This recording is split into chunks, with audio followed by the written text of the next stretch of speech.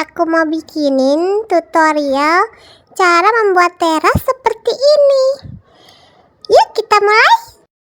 Pertama kita cari tanah yang kosong.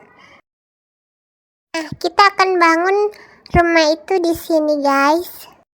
Ambil balok ini dari community gym, lalu rubah warnanya atau motifnya sesuai selera kalian. Lalu kasih alas, bisa juga enggak, terserah ya.